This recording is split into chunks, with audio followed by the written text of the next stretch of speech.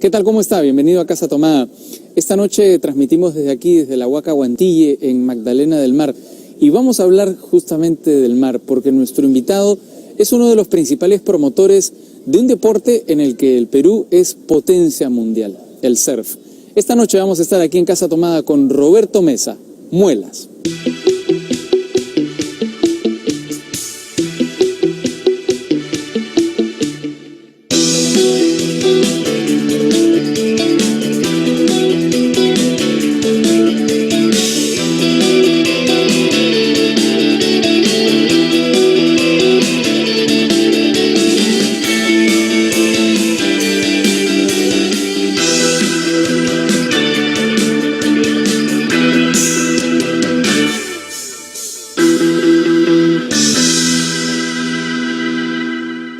¿Qué tal? ¿Cómo están? Esta ventosa noche de domingo nos acompaña aquí en la Huaca Huantille mi buen amigo Roberto Mesa, Muelas. ¿Qué tal? ¿Cómo estás, Muelas? ¿Qué tal, Raúl? Acá muy bien, viniendo al programa, poder compartir un poco la experiencia.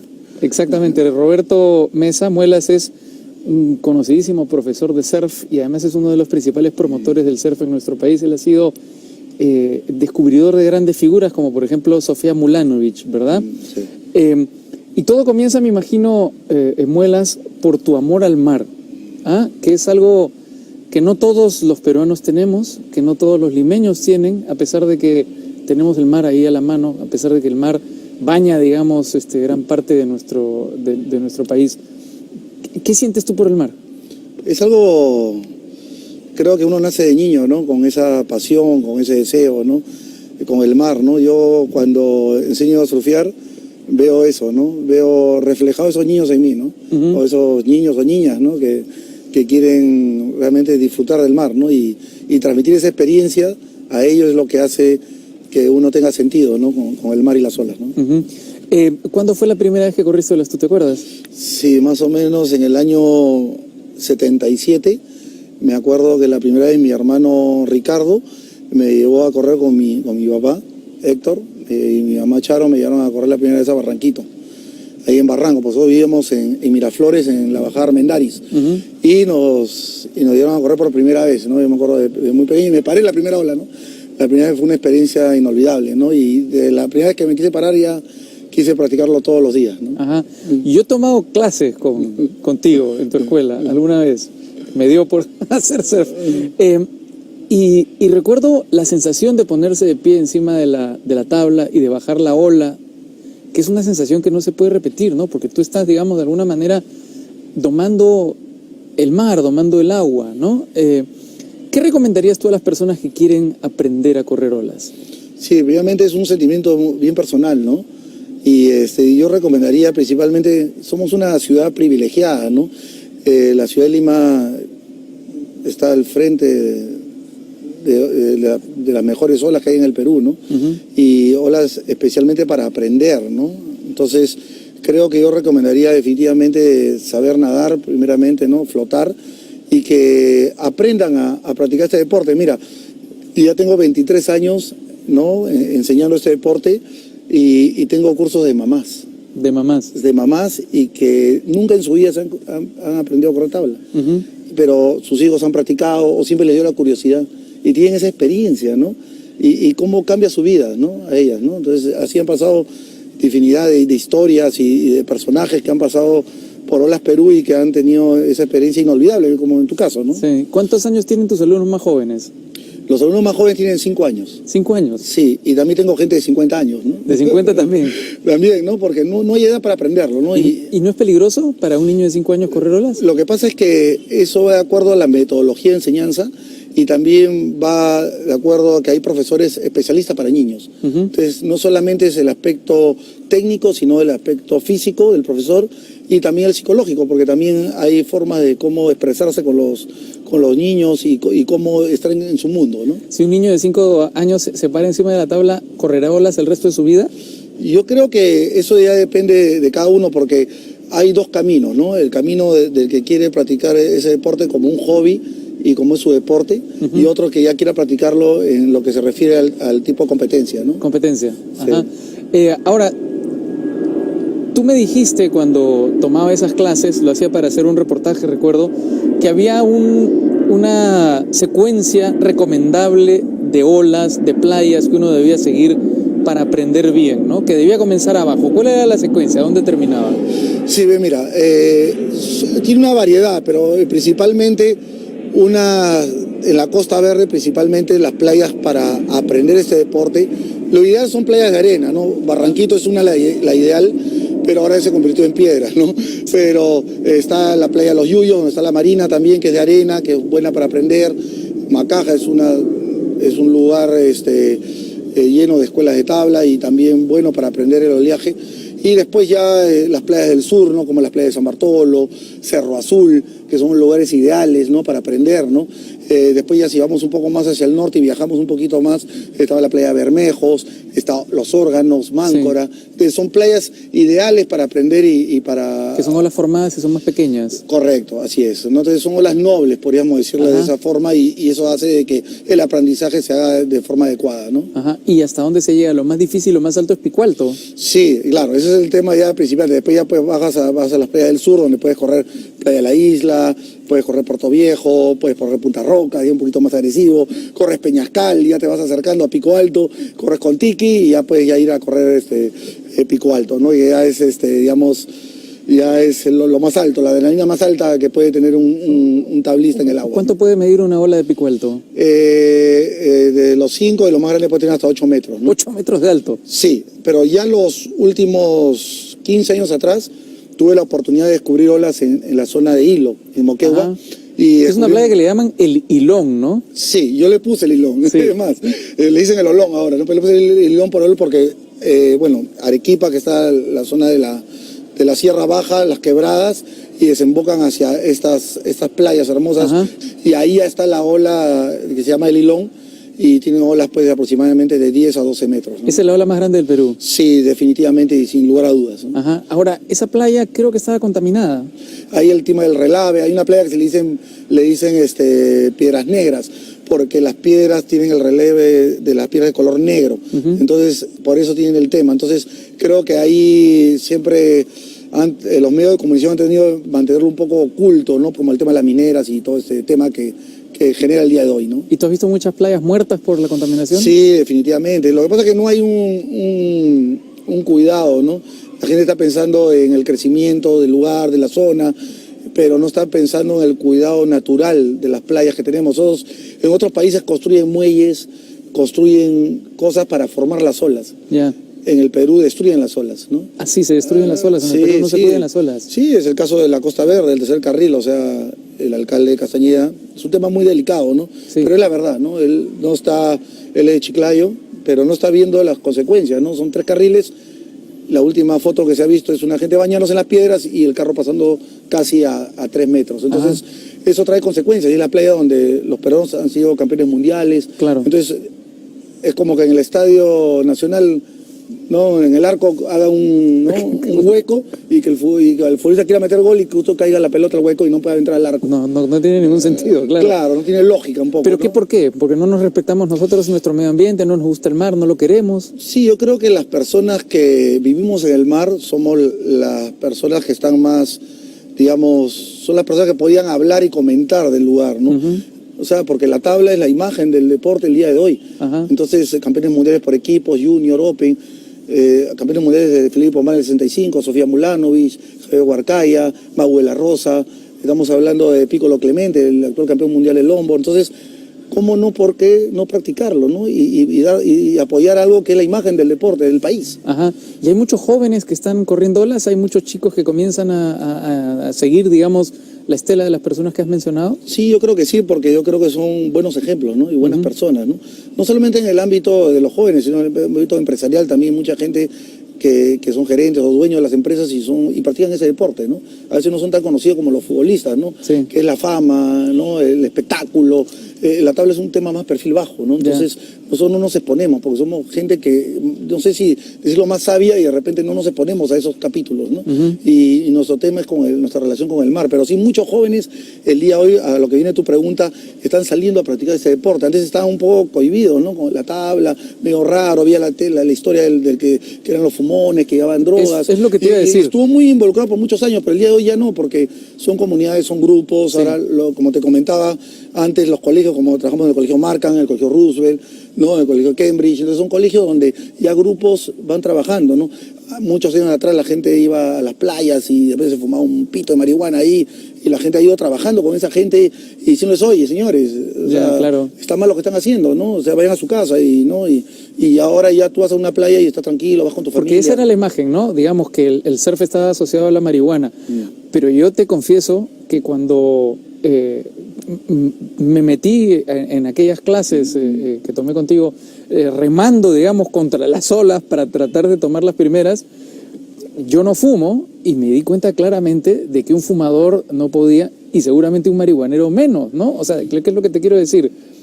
Sofía Mulanovich y las personas que has mencionado son deportistas de alta competencia, no son personas que van a divertirse solamente. Entonces, tienen que cuidar su cuerpo, ¿verdad? Por supuesto, ahora el deportista es un atleta al día de hoy, ¿no? Entonces nosotros nos cuidamos mucho, ¿no? Nos levantamos temprano, hacemos deporte, y ahora ese es el ejemplo que ha dejado, nosotros digamos, el fenómeno Sofía. Por eso en mi escuela de olas Perú, el 80% son mujeres. Y el 20% son hombres. ¿En serio? La mayoría son mujeres, increíble. Sí, y es alucinante porque la historia nos habla, ¿no? Yo siempre he escuchado la madre emprendedora, luchadora, que saca adelante a sus hijos, y cuando tú ves las niñas corriendo y uno como entrenador comienza a ver esas virtudes de la mujer peruana, ¿no? La lucha, el reto, ¿no? Y ves que son dedicadas, o sea, hay concentración, hay dedicación, ¿no? Entonces dices, caramba, ¿no? Te da la razón la historia, ¿no? ¿Qué se necesita para ser un buen surfer? ¿Necesitas algún tipo de constitución física especial? No, o sea, en realidad hay biotipos, ¿no? Digamos, ¿no? Que tienes que tener, pero es como decir, podemos hablar del tenis de Jaime Izaga, ¿no? Era pequeño, pero era muy habilidoso, ¿no? Pero también, de hecho, tienes que tener una medida de 1,80 m, digamos. Sofía era chiquita, ¿no? Sofía medía 1,65 m, ¿no? Digamos, ¿no? Pero era súper hábil en las olas, ¿no? Duró poco tiempo, su carrera, el campeonato mundial, casi 11 años, ¿no? Y estuvo entre los 5 primeras durante casi 5 años, pero, de hecho, el biotipo es importante. ¿Tiene que ser grande para correr olas o es preferible ser pequeño? No, para algunas cosas ser pequeños es bueno, ¿no? De repente va a meterte al tubo, ¿no? Claro. De repente, ¿no? Tu habilidad más pequeña te hace para una cosa buena y para otra, ¿no? Pero yo creo que los brazos largos, el tamaño también ayuda bastante a desenvolverte. Pero también eso, nosotros hablamos mucho de que los campeones no nacen, sino se hacen. Se van formando. Se van formando. Entonces eso depende mucho del entrenador o la persona que hace un seguimiento, ¿no? Para lograr al biotipo de la persona que necesita para cierto tipo de ola, porque hay olas grandes, olas chicas, olas medianas, olas tubulares. Entonces hay diferentes características. El fondo del mar es de arena, es de reef, es de coral. Entonces eso son variaciones y depende de donde tú vivas, tú te desarrollas un tipo de ola. Entonces cuando vas a correr en el mundo a otras olas, entonces ahí comienza a variar un poco y tienes que adaptarte. La situación es como darle ejemplo de Kelly Slater, el 11 veces campeón mundial. Kelly Slater nació en Cocoa Beach, un lugar que hace que no hay olas. O sea, cuando hay, digamos, huracanes, hay olas en Miami. Entonces tienen que ir a correr la gente, ¿no? Y es cuando la gente de la ciudadanía se corre, los surfistas van al mar. Van al mar, es lo contrario. Entonces, Kelly Slater nació en esas playas, ¿no? En Cocoa Beach.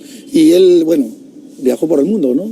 Hawái, California, y se comenzó a formar en otros países, ¿no? Y el día de hoy, pues bueno, tiene 45 años y ha sido campeón del mundo hace muy poco, ¿no? Sí, circuito mundial, ¿no? Sí. O sea, imagínate. O sea, ya está pelado, incluso lo creo que en el deporte mundial no hay un personaje que haya logrado 11 títulos del mundo como Jordan, no el básquet, pero haya logrado Kelly Slater, ¿no? Claro, increíble. Muelas, quería preguntarte si es muy peligroso correr olas.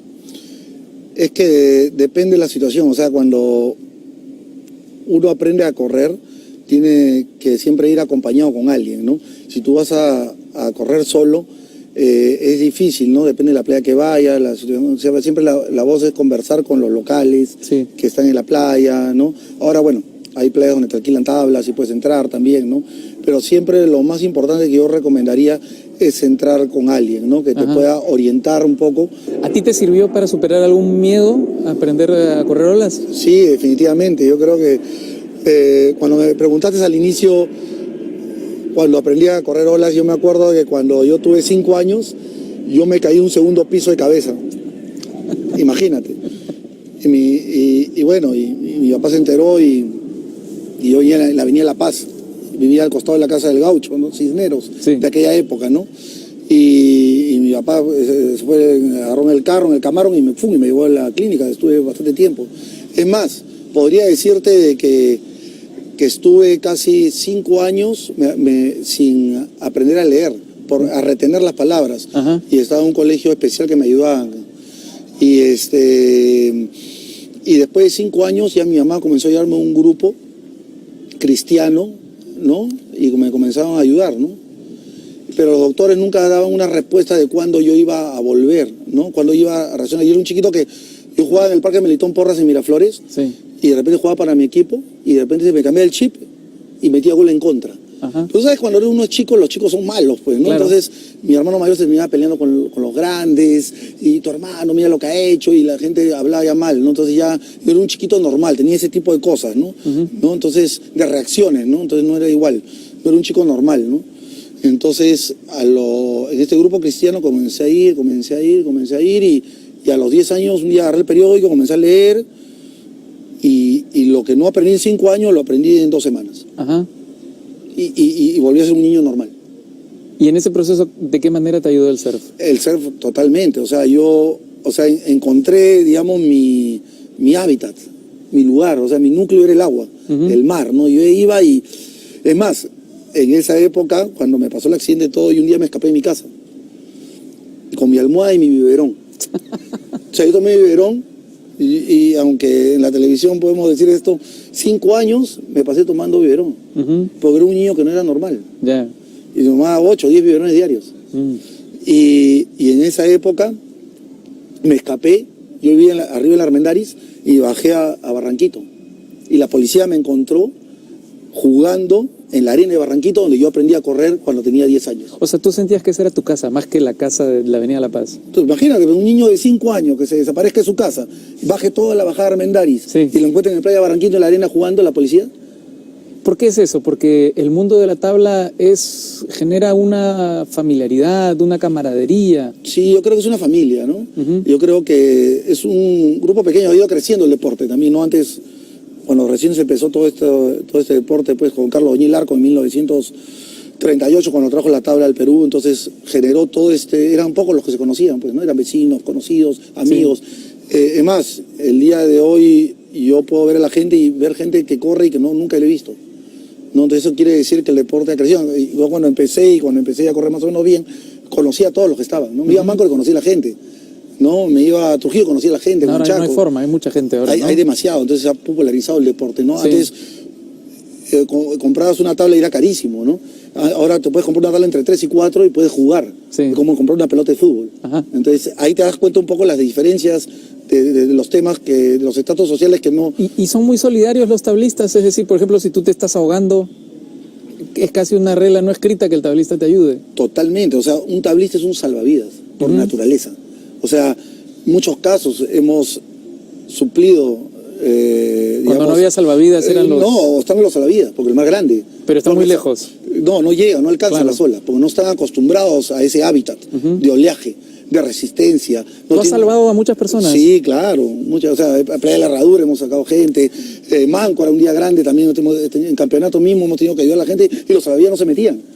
No porque no están capacitados para ese tipo de oleaje, ¿no? No todos, no quiero generalizar, pero sí son muy pocos de repente los salvavidas en el Perú que tienen la capacidad de entrar en olas muy grandes y poder sacar personas. Además, uno de los surfers más famosos de todos los tiempos era un salvavidas hawaiano, ¿no? Sí, así se llama Eddie Aikau. Este gran salvavidas es famoso porque él salvó la vida de varios en un barco que se había hundido, que estaba al frente de la costa, ¿no? Y cuando salvó varias personas y regresó nuevamente a salvar otras personas más, ¿no? Y cuando fue ya no regresó. se quedó, digamos, se Ya, ahogó. Él Claro, pero el hecho es que cumplió parte de su misión, ¿no? sacrificó su vida. Su vida por los en demás, el cumplimiento de esa misión, claro. Sí. ¿Y tú mismo has estado a punto de ahogarte? He estado cerca ahora. Sí, yo creo que Pico Alto es una de las olas más agresivas que hay en el Perú, de las más grandes, y he sentido un par de oportunidades no tener el aire, ¿no? Así, porque además, eso es una cosa que no se entiende. No es solo que estás debajo del agua, sino que la ola te comprime. Te hace botar el aire, ¿no? No, aparte estás en un... Te estás dando vueltas. Es como una, o sea, a veces explicamos como estar en una lavadora, ¿no? Te va para arriba, para abajo, para la derecha, para la izquierda, para los lados. Entonces, estás en una turbulencia que no es de no acabar, y a veces duras 20 segundos. 20 segundos y no sabes dónde es arriba, dónde es abajo. Y a veces puedes pasar 2 olas arriba. Imagínate. ¿Eso te ha pasado alguna vez? Sí, claro. Y he tenido la sensación que digo, ya bueno, ¿no? O sea, está bien, está bueno, ¿no? Pero yo digo que esa época donde corríamos esas olas grandes éramos machos. Ya. Porque nosotros corríamos así, como veníamos, con la tabla, a veces sin pita, ¿no? A correr las olas grandes, o como venga, ¿no?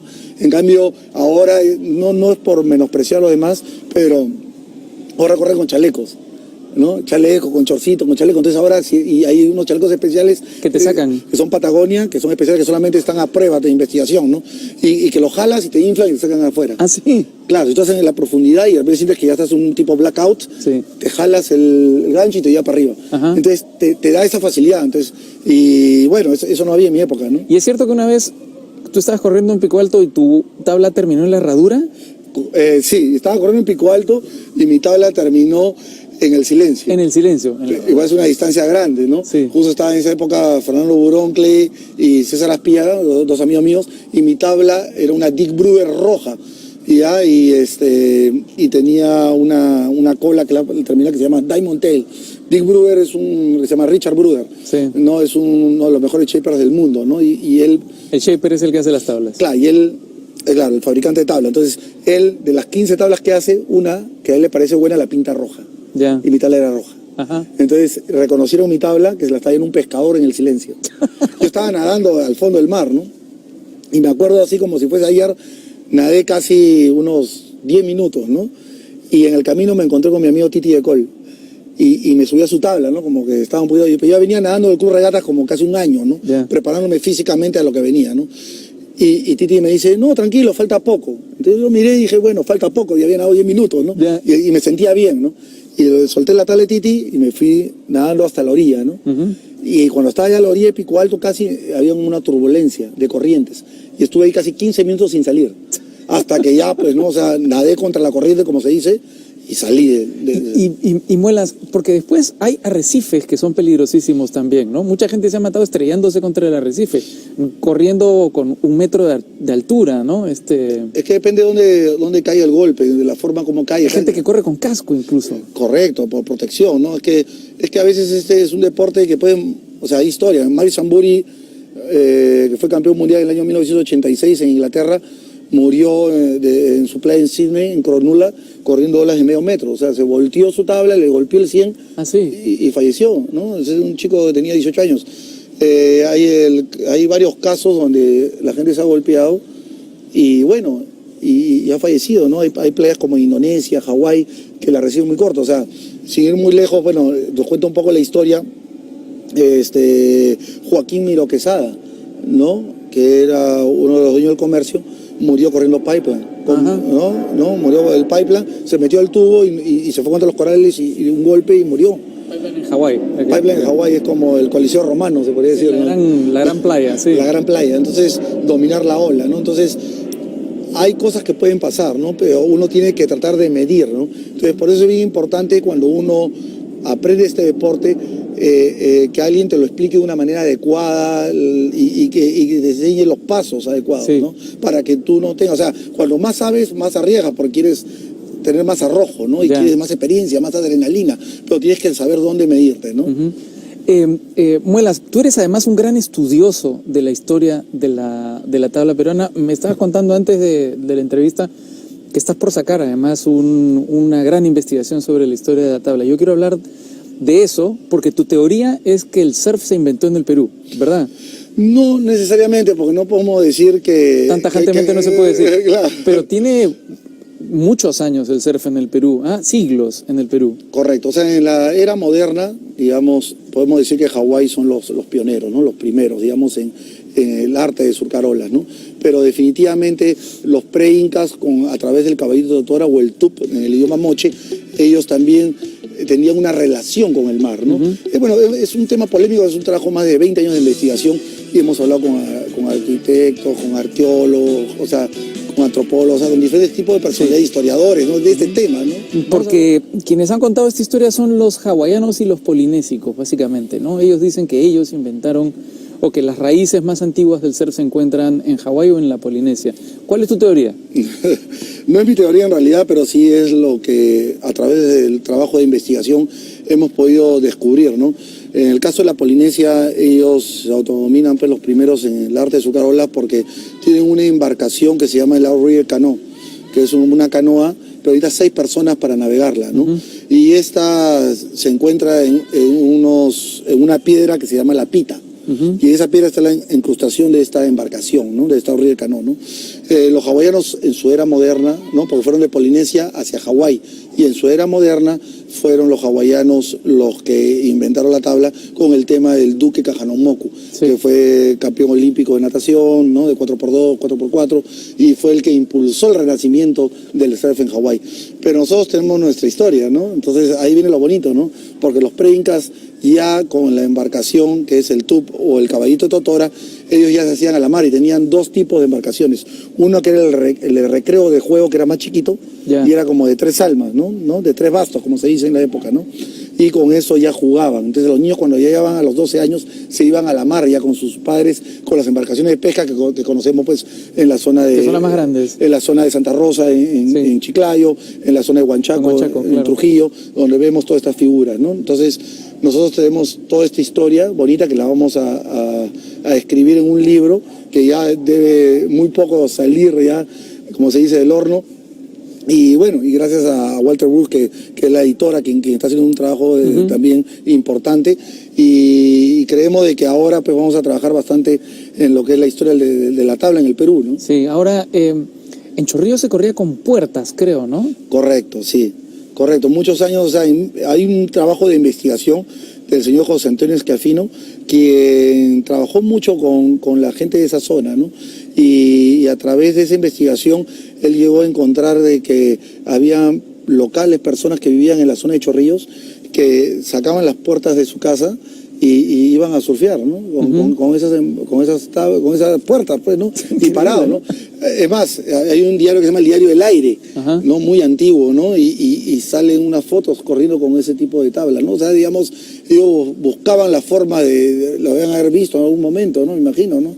Para tener esa necesidad de sacar la puerta y llevarla al agua, ¿no? Ajá. ¿Tú no has tratado con una tabla de madera, digamos, no sé si una puerta, pero... Sí, con madera sí, ¿no? ¿Sí? O sea, hay las primeras tablas de madera que se hacían en Hawái, se llama la alaya.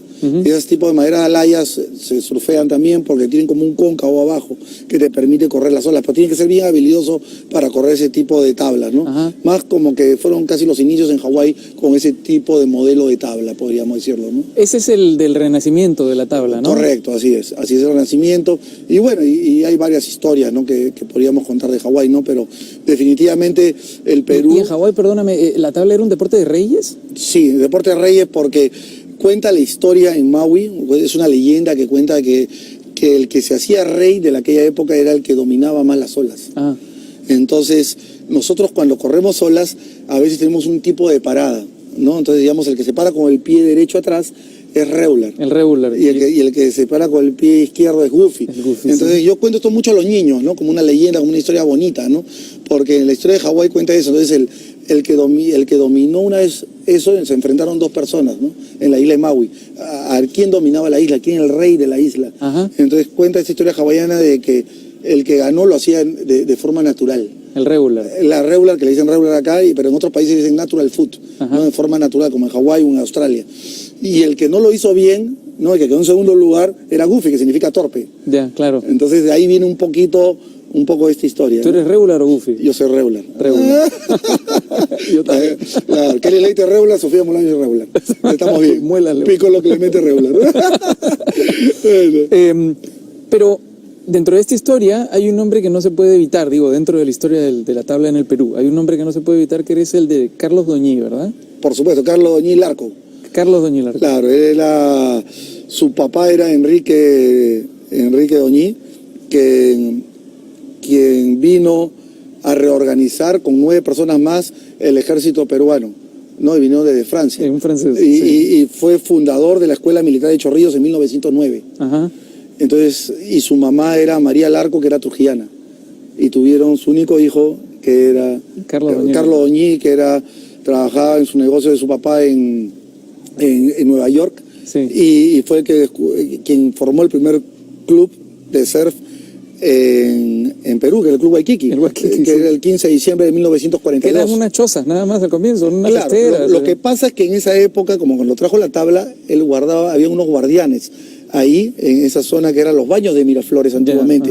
Y Benjamín Moscoso, la familia Moscoso, era encargada de esos baños. Ya. Después, Carlos Doñí se volvió un regidor de deportes de la municipalidad de Miraflores. Entonces le dieron de concesión ese lugar al costado de los baños de Miraflores para formar lo que es el día de hoy el Club Waikiki. Ajá.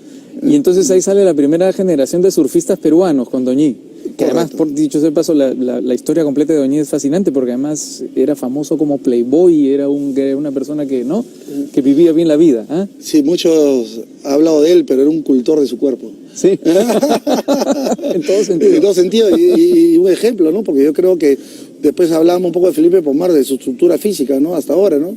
Y Héctor Velarde, o sea, gente de la época, claro. O sea, eran atletas. Felipe Pomar fue campeón mundial peruano, ¿no? En 1965. Y yo he visto fotografías de él en algún reportaje y sigue siendo, ¿cuántos años tendrá? 60 y... Sí, 67. Y es fibroso, es una persona que no tiene un gramo de grasa, es impresionante, ¿no? Sí, es un hombre dedicado a la vida sana, ¿no? Ajá. Yo, justo la próxima semana llega Felipe y tengo mucha comunicación con él y es un cultor, ¿no? O sea, tiene muy claro cómo mantener su cuerpo, cómo alimentarse de la manera adecuada y es un ejemplo a seguir, ¿no? Ajá, no te había preguntado cómo es que Doñí trae la tabla al Perú. Carlos Doñí trae la tabla porque él jugaba polo en Nueva York y justo el equipo francés, él era francés también, ¿no? Mitad francés, mitad peruano, viaja a Hawái, necesitan un jugador para jugar polo. Entonces lo invitan a Felipe, a Carlos Doñí a formar parte del equipo de polo de Francia, a jugar en Hawái, en la isla de Honolulu. Te juega ahí y en esa época el más famoso era el Duque Kahanamoku. Y lo conoce el Duque Kahanamoku, todo, y conversan y todo, pero era una persona muy ocupada. Y su brazo derecho del Duque Kahanamoku le enseñó a correr a Carlos Doñí una primera vez, pero su instructor, se puede decir su profesor, era Rabbit Kekai. Rabbit Kekai, decía Rabbit no de ratón, ¿no? Pero Rabbit Kekai fue su maestro de Carlos Doñí y fue quien le enseñó este deporte. Y él compró las tablas y las trajo en barco, porque en esa época era 1938, los barcos se demoraban 1 año y medio a llegar al puerto Callao. Imagínate, ¿no? Y eran pues tablas que pesaban pues 40 kilos, pero cuando se llenaban de agua pesaban casi 100. Increíble. Entonces, eso es lo que pesaba una tabla de surf. Claro, una tabla de cuadernas, ¿no? Sí. ¿no? Entonces, de madera, y no tenían quillas. ¿Con esa sí no has corrido? No, tienen abrazadera de bronce adelante, ¿no? En la punta cuando te caías te no tenían quillas. No tenía quilla, ¿no? En esa época. Recién George Downing, en 1953 trajo la primera tabla con quilla. ¿Esas originales eran más grandes que una longboard? Sí, eran más grandes que una longboard, ¿no? Sí, me llegaban entre 12 y 15 pies, ¿no? Increíble, ¿no? Más o menos un promedio de 4 metros, ¿no? La tabla, ¿no? Entonces, era realmente una tarea... Titánica. Es más, en la época, cuando trajo la tabla, existían los tableros. Cuenta la época que los tableros eran las personas que estaban fuera del agua. Cuando corrían la ola y se les iba la tabla y no la podían agarrar con esa abrazadera de bronce, se iba la tabla hasta la orilla y el tablero recogía la tabla. Ajá. Y la llevaba de nuevo hacia donde estaba el corredor, ¿no? Y hacía ese trabajo. Eso ha cambiado mucho con la fibra de vidrio, ¿no? Las tablas ahora, ¿de qué son? Son de fibra de vidrio, de fibra de vidrio, así es. El material es un foam con diferentes tipos de fórmulas. Sí. Ahora hay epóxico también, que es un material más liviano. pero sigue siendo con lo mismo. Lo que hay mucho trabajo de investigación el día de hoy es con el tema de las guías de la tabla, ¿no? Aerodinámico, ¿no? Sí. Bueno, no aerodinámico, no, sino acuadinámico, exactamente. Acuadinámico, claro, mucho es el tema, ¿no? Pero el deporte ha ido evolucionando, ha ido mejorando y nada, y eso es lo que trae este bendito mar peruano, ¿no? Ajá, es un deporte muy sano, es además una vida fantástica, al aire libre, ¿no? Realmente yo lo recomiendo mucho, yo no lo he seguido desafortunadamente, pero lo recomiendo mucho. Porque además es un deporte que nos ha traído muchísimos éxitos, ¿verdad? Correcto. El primero fue Felipe Pomar, ¿verdad? Correcto. ¿Ese en qué año fue? Ese fue el 17 de febrero de 1965. En el 65 Felipe Pomar fue campeón del mundo. Correcto. Uno de los primeros campeones del mundo que tuvo nuestro país. Sí, yo creo que el primero, ¿no? Porque hay todo un tema ahí que en Australia el año anterior, en Sydney, Miguel Farley fue el primer campeón mundial, pero es un tema muy,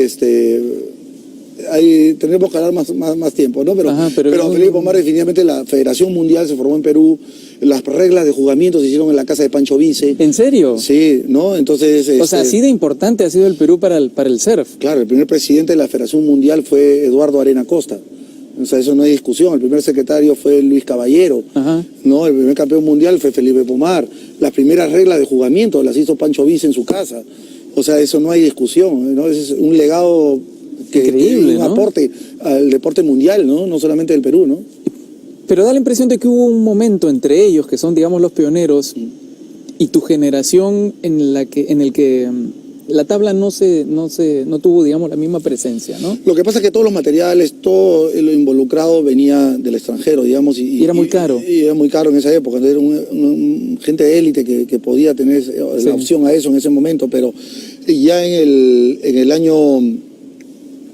año 72, cuando ya en el 68 hay el golpe militar, ¿no? Sí. ¿no? Todo 69. ese tema, ¿no? Entonces ya en la época de Belaúnde, ¿no? De Belaúnde a Velasco. A Velasco, en esa transición, entonces los materiales no se podían importar, era mucho más difícil. Entonces digamos que hubo igual la práctica de este deporte, pero no hubo la difusión con la que se debió. También empezaron a regir Eduardo Arena el campeonato mundial del 65 hasta el 72, y de ahí dejó de hacerlo. Y después, ya casi en el 78, la Federación Mundial, que es ahora la ISA, que es la International Surfing Association, retomó esos temas, ¿no? Entonces se volvió de nuevo. Entonces el Perú volvió, digamos, a la historia recién a partir del 80, 82, 84. Entonces, y esa fue mi época. Yo soy del 85 al 95. Ajá. Digamos, yo cuento mi historia ahí, ¿no? Porque tú has sido profesional también. También, claro, también he competido en la época con Maki Block, con Mabuela Rosa.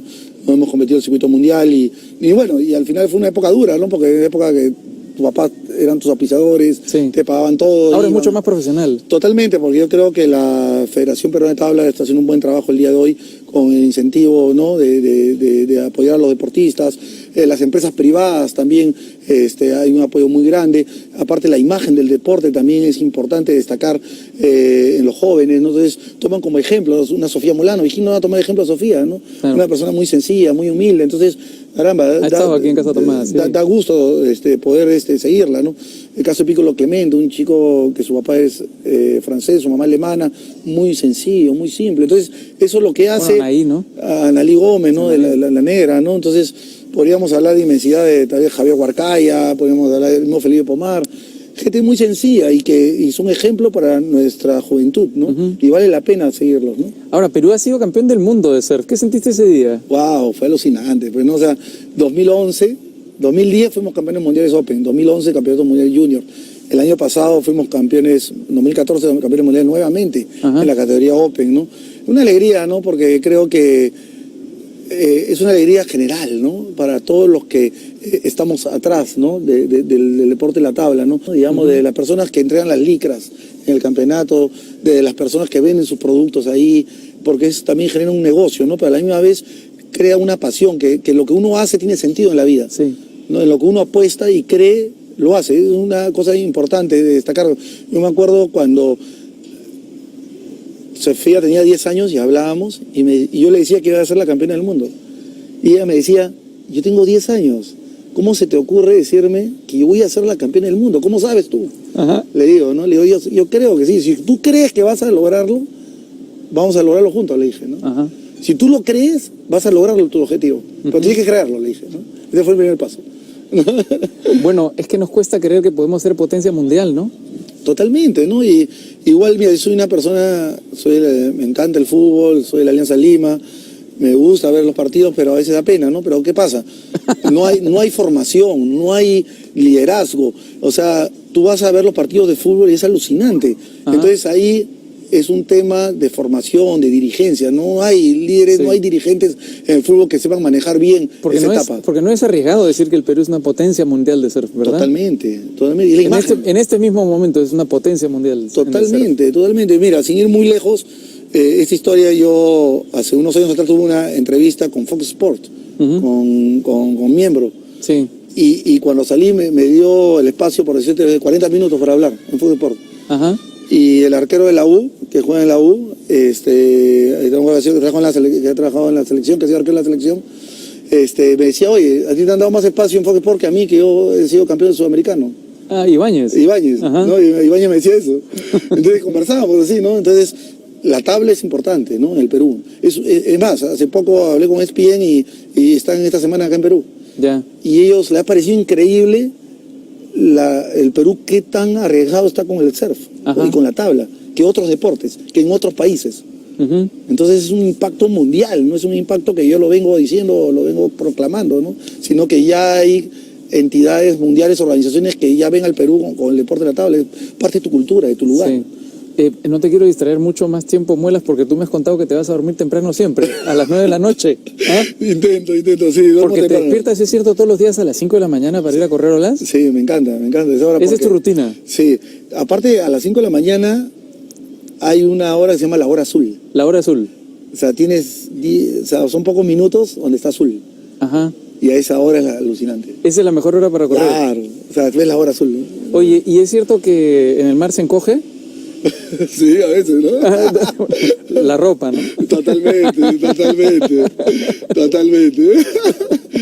Bueno, muchísimas gracias por haber venido aquí a Casa Tomada. Ha sido un gusto hablar de esto, ¿no? De este tema que a mí me parece tan fascinante, que es el surf, que es cierto que se está promocionando mucho, pero que ojalá se promocione mucho más y se democratice mucho más, ¿no? Y llegue mucho más a las zonas humildes. Eso puede ser una tabla incluso de salvación para algunas personas. Totalmente, o sea, hay casos como la zona de Alto Perú, la zona de Ventanilla, y tú vas a estar en contacto con ellos y son gente que ha formado sus propias asociaciones. Ajá. Y nada, o sea, como comparte una tabla te cuesta 300 soles de segunda y con eso pueden correr 3 personas, 4 personas, o sea, pueden compartirla. Y no hemos hablado mucho de asociaciones, además de surfers, que hacen un gran trabajo humanitario como Prison Surfers, que van a las prisiones, ¿sí? y Christian Surfers, ¿no es cierto? Sí, correcto, y van a buscar a los surfistas que están con problemas, a predicarles la palabra de Dios y mostrarles valores, principios, porque a veces esos son los olvidados, ¿no? Sí. A veces nadie quiere ir a la prisión, nadie quiere ir a la cárcel, ¿para qué? O sea, qué horrible, ¿no? Hay gente que va, yo digo a veces con gente de la cárcel me dicen, nunca más me lleves.